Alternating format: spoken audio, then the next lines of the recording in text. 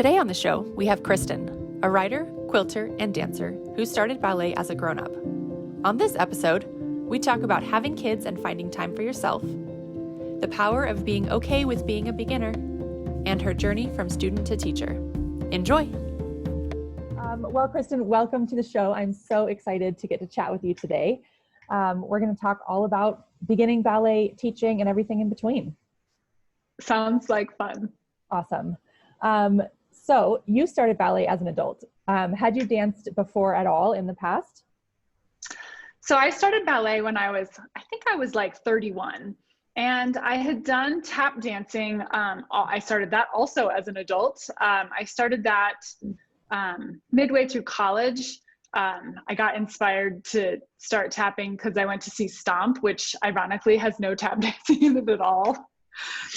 So I tap danced for a little bit, just on and off in college, a little bit after that, but I didn't really start tapping until I was probably 29. And then I fell into ballet. So I really hadn't. I didn't dance as a kid. I didn't dance as a teenager.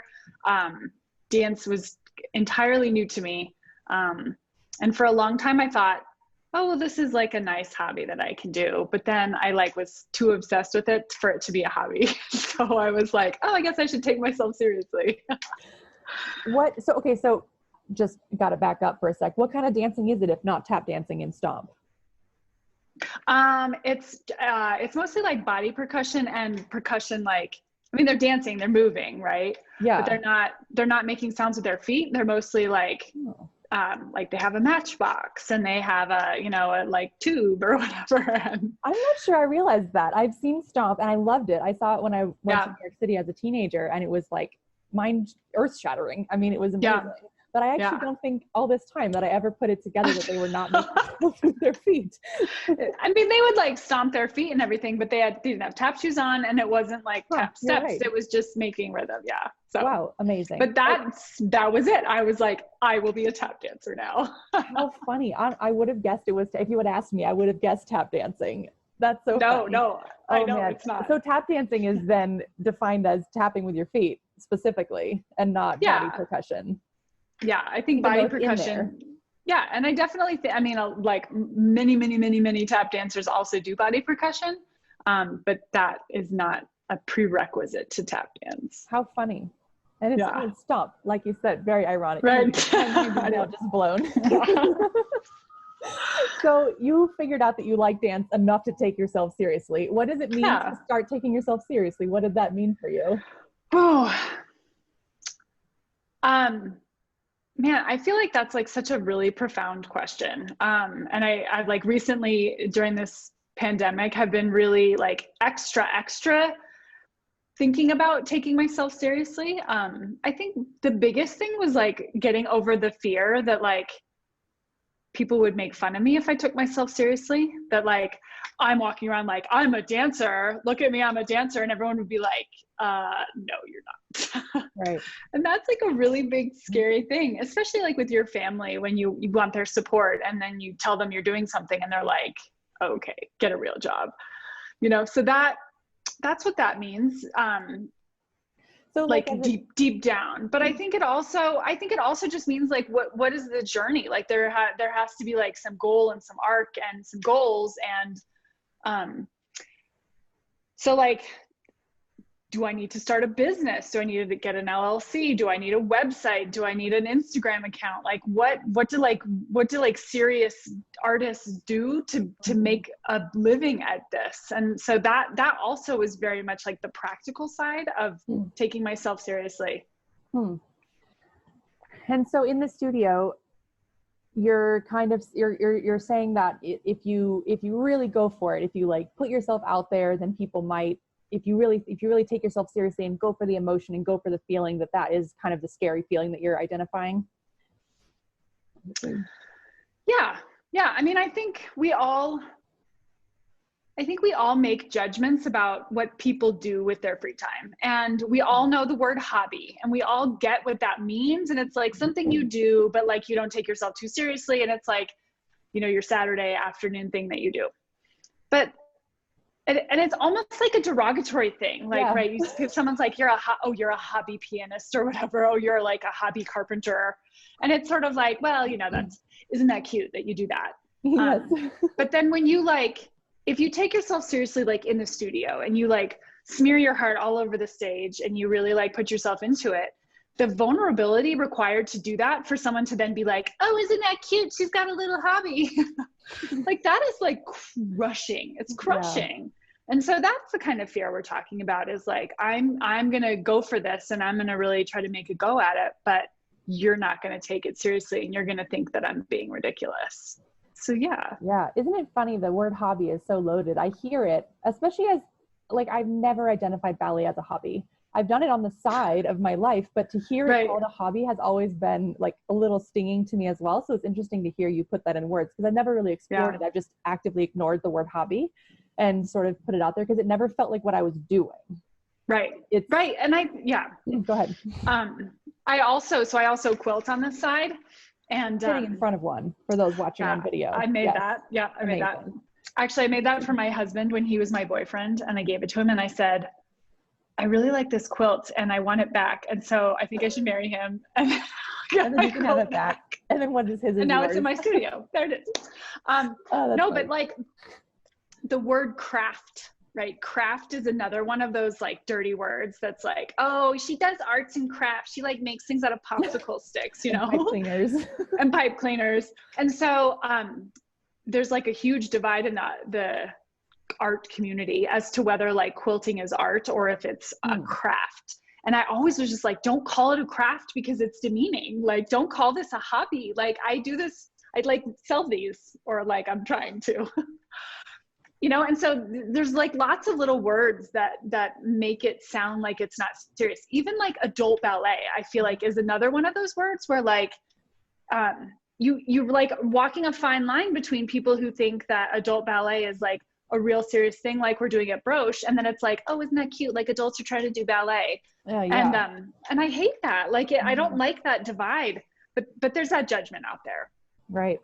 Yeah, the language is really important, how we identify. I mean, I think I had a teacher once, Kat Wildish, actually, she's in New York City. She's amazing, super fun teacher, and she would always call us dancers, always, many times in a class. And when I had first started ballet, I felt awkward being addressed as a dancer. And I felt is she talking to me? I'm not a dancer. I'm not yet a dancer. Who is she talking to in the class? And I always felt super awkward being called a dancer because I didn't call myself a dancer. And so it was always weird that she would address me as a dancer. But then over time, I was oh, I am dancing. Therefore, I am a dancer. That's right. It can be your identity, even if you're not doing it professionally or whatever, it can still be your identity. Right. And so now I call my dancers. And I'm okay, dancers, because I think it was really important for me to have someone reinforce that and sort of give me permission to say, you can call yourself this. You can. Well, yeah. And I think that's naming it and calling ourselves that is extraordinarily powerful. So we'll talk about this later, but I quit my job as a teacher to become a dancer. A high school teacher. And a high school history teacher.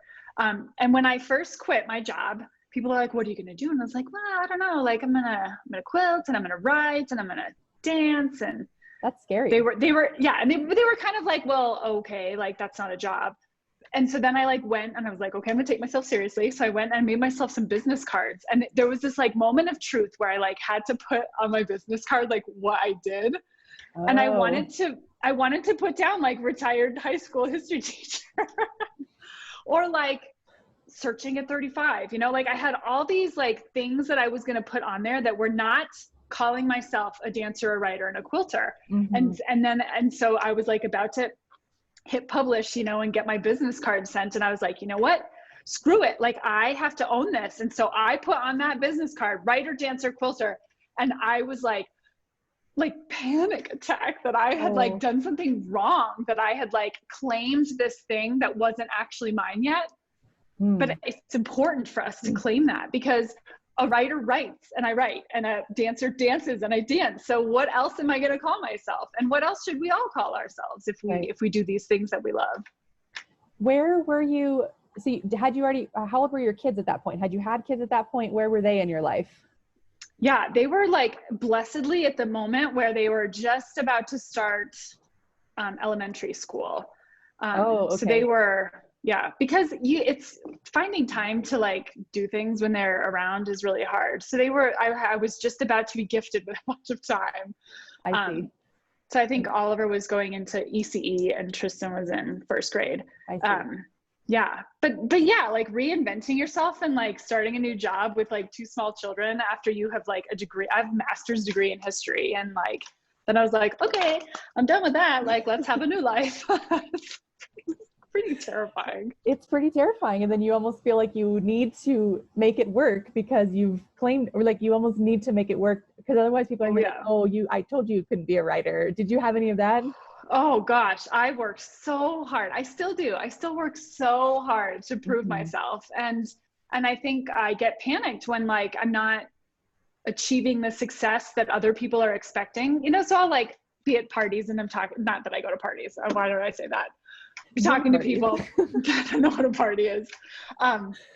People ask me what I do and I say like, oh, I'm a writer. And they're like, oh, what have you published? I'm like, well, nothing. And then, you know, I'll say, I'm also a dancer. They're like, oh, you know, what company do you dance with? I was like, oh, well, I teach. And then I'm a quilter. Oh, you know, like, what have you sold? I was like, well, my dad bought something once. And so it's like, how do I like, you know, present this like confident body to the world that I am doing these things without like the traditional markers of success. But then if you ask me, I'm like the happiest I've ever been in my whole life. And I feel like I'm bringing happiness to other people who want the same things that I do. And so that's like a huge success, but that's not how society measures success. Right. And I guess, why does it matter what society thinks about your success? It doesn't, except that those little voices get in your head and they're like, oh, blah, blah, blah. I mean, it does in the sense that it does when we begin ballet as adults too, because those little voices, those societal voices, as you mentioned, with adult ballet being like not real ballet or whatever, that little voice is already telling you you're not cut out for this. And then you're like, okay. Oh, yeah. And then you add to the, like, the invisible voices, all the actual voices of all the actual people who have said, you're too tall to do ballet. You're too heavy to do ballet. You're too old to do ballet. You know, like there's people who actually said those things to you. And so then, you know, how do you deal with all that? It's a lot to deal with. Yeah. It's a lot to deal with, but it's, is it worth it? Oh my God. It's amazing. That's the ultimate question, right? It is the ultimate question. Why is it worth it? I mean, you have to really, I think you just have to have a real serious conversation with yourself and say like, what am I doing here on this planet? And for like some of my family members, it's like making money and being prestigious. And that's like it for them. And that's great, fine, like go do that. That's like not what it is for me. And I was never going to make money and be prestigious. I was a high school history teacher. Right. That's not where you were headed. Right. And so that never was important to me. And being happy is like tremendously, extraordinarily important. And people think you need to give back and you need to, you know, be a doctor and all this stuff. It's like, well, I'm happy. And that means that I ripple happiness to other people who get happy and ripple happiness to other people.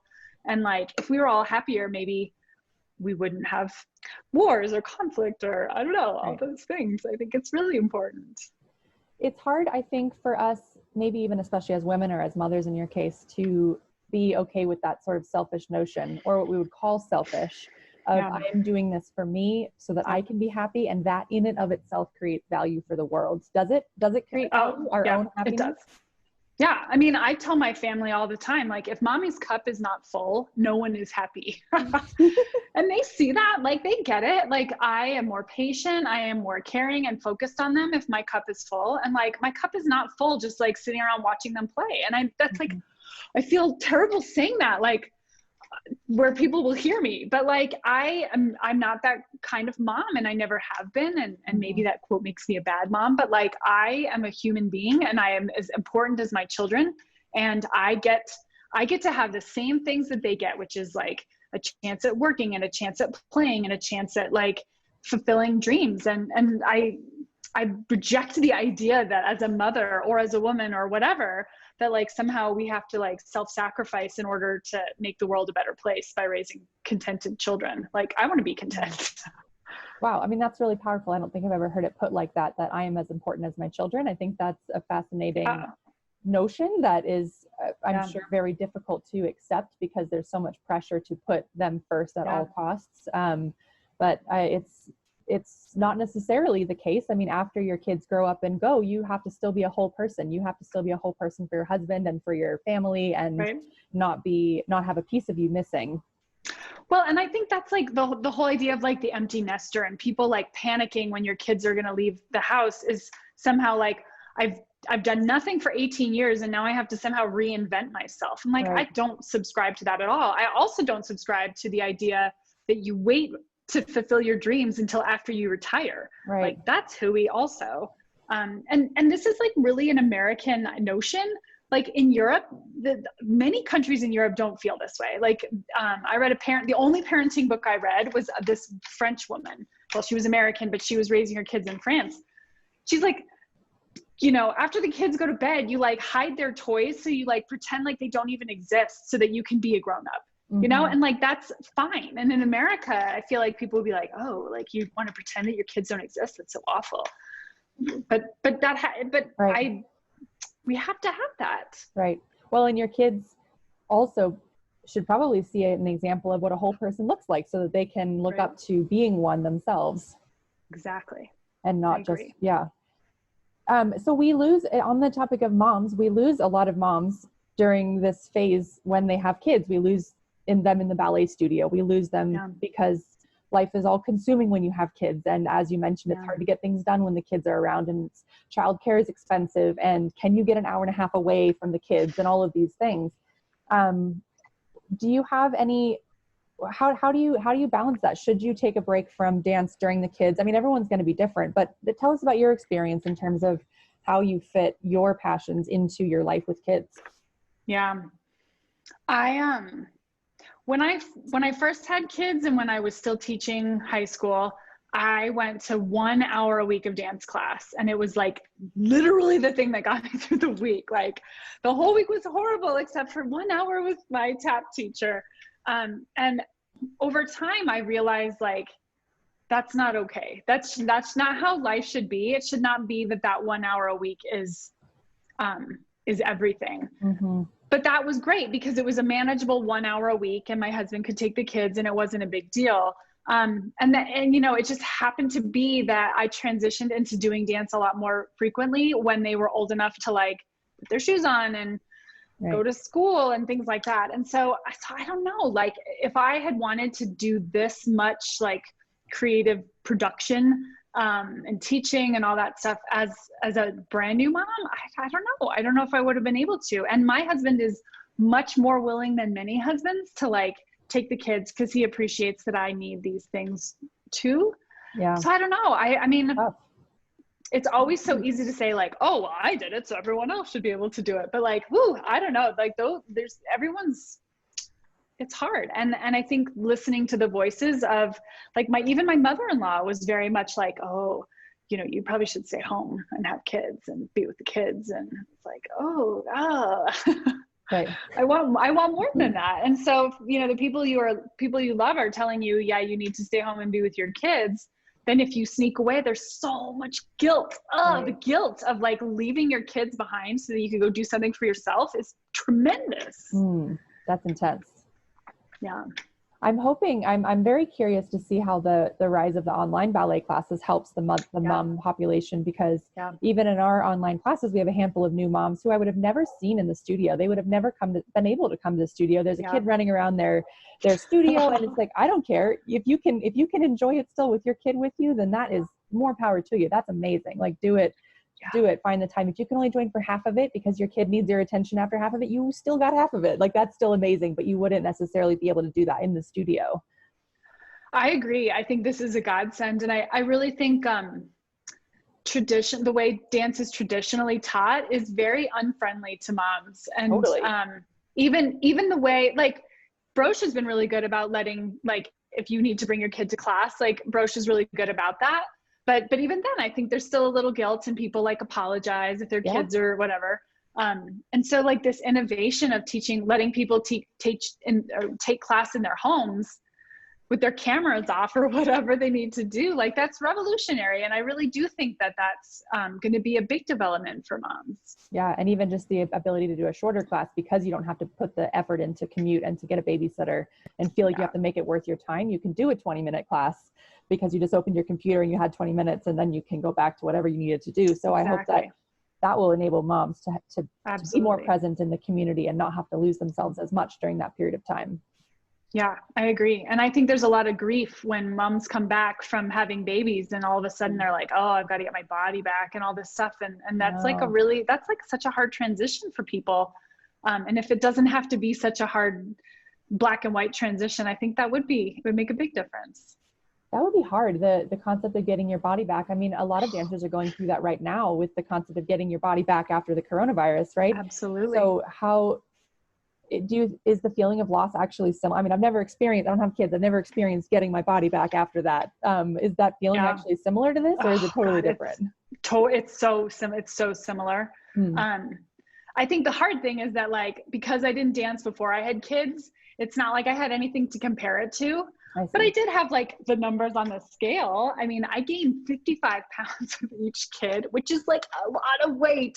Yeah. And so, you like lose some of that right away, but then like the last 10 pounds just like never can get rid of. And so, yeah, there's this like sense of loss that everything's like misshapen and it doesn't look the way it used to. And there's stretch marks everywhere and you're still 10 pounds too heavy. And there's despair that like, it'll never be that way. And that's exactly how people are feeling after the coronavirus, is like, how do I get my strength back? How do I get my flexibility back? And so, yeah, those transitions are hard. And online classes are like a way of sort of trying to make that bridge for people. Intense, no matter how you slice it. Oof. True. Very intense. I want to get a little bit into your transition to teaching. So I'll just give the listeners a little background. So Kristen started with our studio as a dancer, and after, I don't know, a year maybe, would you say? Yeah, about that. 6 months or a year, I don't know. She didn't start ballet with us for the first time, but after about 6 or 8 months of being in the studio with us, we invited Kristen to be a teacher of our beginner dancers to help grow our next, generation of new dancers. And so we transitioned together. She still is a dancer with us, but also now is a teacher as well. And so we've made that transition together, which is been very exciting. How has it been? Has it changed your dancing? Has it changed your outlook? What was that like? It's like been life-changing and amazing. It's funny. So when I taught high school, I taught high school for the very first time in inner city Los Angeles. And so it's like obviously a super rough time, and a lot of kids like super low skill level, like had not had any good history before that. And so they were just super not engaged and kind of lost, and needed me to explain things a lot of different ways. And so I got pretty good at like creative ways of explaining things. But in the process of teaching and coming up with these creative ways of explaining things, I realized that I learned the history myself so much better when I taught it than when I just listened to it in a class. And I was a very engaged history student. I literally outlined the entire textbook when I was in high school because I loved it so much. But I never learned history nearly as well as I did when I was teaching in Los Angeles, because I was teaching. I had to like break it down and explain it and figure out ways for them to, get it from a lot of different angles, because they were having trouble with that. And so that is exactly what I'm experiencing with this dance shift from being a dancer to a teacher, is that my own ballet practice is like tremendously improved by teaching it, because I am explaining it in a lot of different ways from a lot of different angles, just like I did with my high school students. How do you do a tendu? And if it doesn't make sense to them, how else can I explain it? And the more I explain it and the more I show them and the more I practice, the better I get as a dancer. And so it's like the best thing ever is like getting to sort of double practice and get paid for it. So why did you bother trying to explain things in so many different ways, either to the teenagers or to the dancers? Why bother? That's a lot of work. Yeah. Yeah. I think with my high school students, if they were not engaged and they didn't get it, then they made my life a living hell.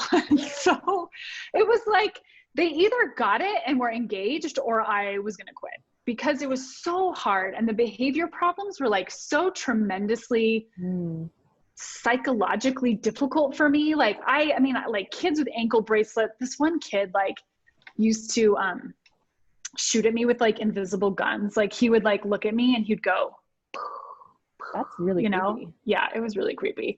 So like things like that. So if you're not reaching those people in some way, they're like sitting in the back flipping you off. And so that was not going to fly with me. So I needed something to get them engaged.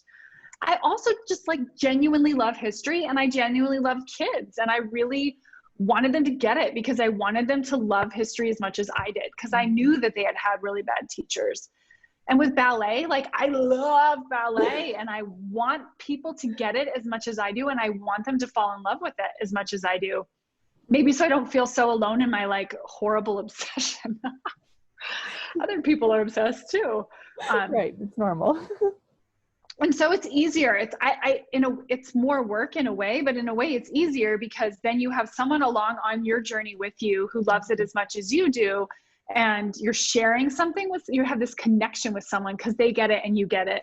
And all it took was like explaining it a different way, or 5 different ways, or whatever it took. Right. It's, I guess if they don't get it, they're not on the journey with you.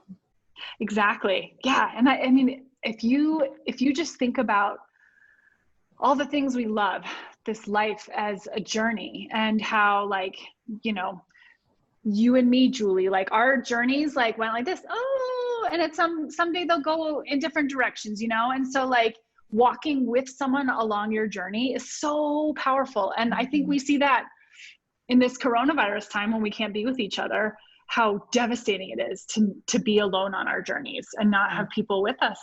And so I don't need everyone to have my journey. I don't want them to have my journey. It's my journey. But I need you to like walk with me on the same path for a little while, so I don't feel lonely, and so you don't feel lonely, and so that we can hold hands and say like, this is special. Yeah. Do you find that high school kids or adults need that? Does one group need that more than the other, or does everyone as a human need that the same amount?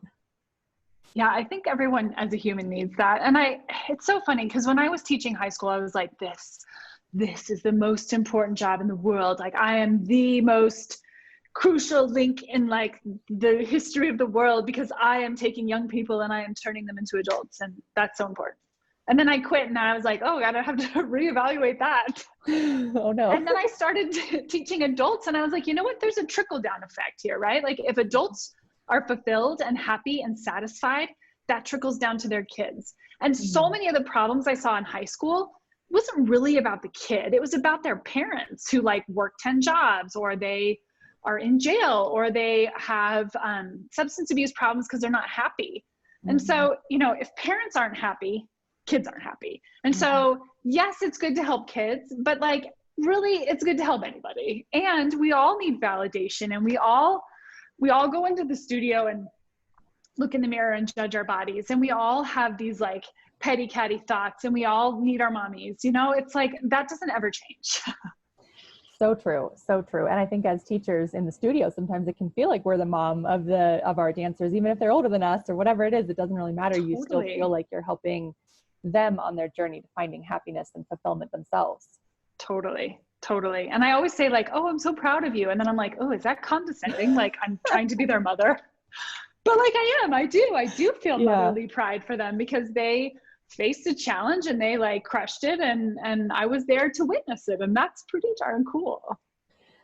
It was funny when I started teaching, I was, I don't know, mid-20s maybe. And, you know, teaching people who are older than me, I assumed that they had more of their life together than I did. And what, you know, I assumed that they were already like whole people. And, you know, you sort of assume when you're a kid that everyone older than you is a whole person and you're going to get there one day or whatever. You know what I'm saying? It's kind of a funny thought. When the older you get, you're like, fascinating. No one is really like, everyone's still figuring it out, right? And so it's been fascinating to watch people figure that out through the classes and through the studio, where you watch someone come in not whole and you watch them leave as a whole person. So true. Oh, I just got chills. Like I got chills thinking about that because it's so true. And like when I started ballet, I like was so disillusioned with my body. Like I'm 6'2", so I'm like really enormous.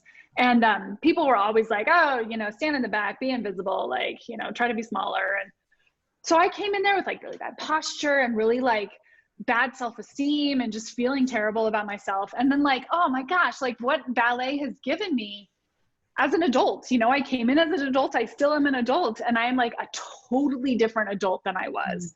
And so much of it has to do with what you learn in the studio, what you learn about yourself, what you like throw out and what you keep and what you build. And it's just such a big growth. And it doesn't matter what age you are, that happens no matter what.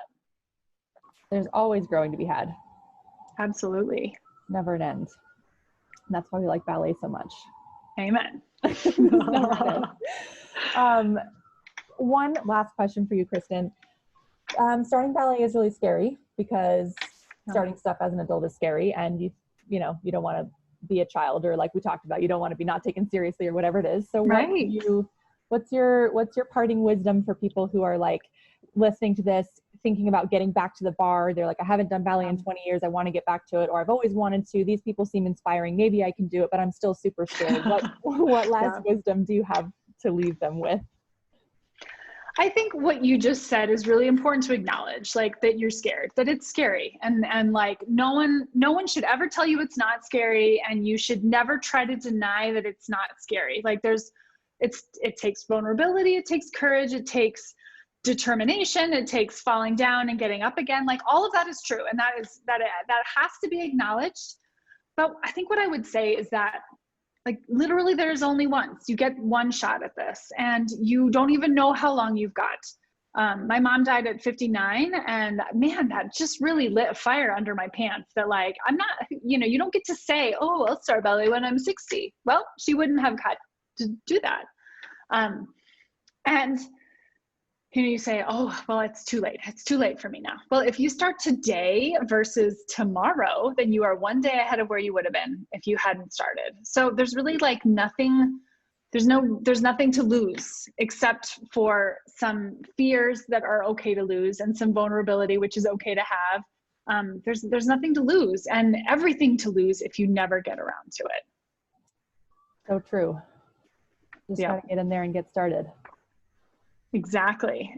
And you know what? The worst thing happens, you go in there, you're like, oh yeah, this totally isn't for me. Then like, go play field hockey or like whatever, go find something else. But you might as well try, and who knows, maybe it'll like change your life like it changed mine. Well, Kristen, I could literally talk to you for 12 hours, and I hope we do someday. Sure we will someday. We could literally, I'm not a night person, but I'm sure our conversation would go into the night. I would make we'll have a slumber party. Okay. You and me. That's right. Well, I would make an exception to have a conversation with you, Kristen. You're very sweet. But it was very, very fun to chat with you. We hardly talked about ballet, but we talked about ballet in the deepest of ways. Yeah, we did. I think all of this is ballet. It's so much more than dance. It's really just becoming who you want to be, and becoming you as a human being. And that's really, really been awesome to share with you along this journey, especially because we are very much kindred spirits. Amen. And it's just so wonderful that Broche Ballet lets adults explore these things, and it doesn't have to just be about ballet. Like that Broche gets that it's about more than ballet. It's about deep down human being stuff. That's right. Human, adulting, all that stuff. All of the stuff. Well, we'll just keep dancing. We'll keep dancing as long as we want, as long as it makes us happy and whole, and we'll just keep having fun with it. Oh, I can't wait. Well, thanks for being on the show, Kristen. Thanks for having me, Julie. It's been a pleasure. So fun. Thanks for listening today, dancers. For more adult ballet, you can follow our studio on Instagram and Facebook at Broche Ballet.